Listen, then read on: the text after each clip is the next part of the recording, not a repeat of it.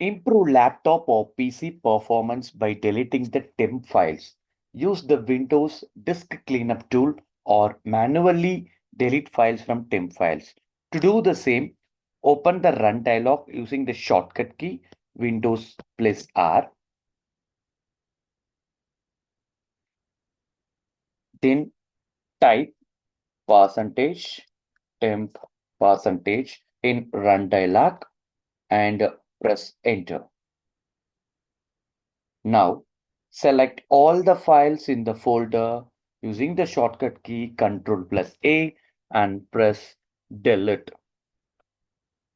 It will ask for the confirmation of the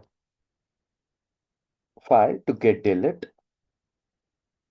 Now you can see it can free up space and improve the PC performance. Thank you.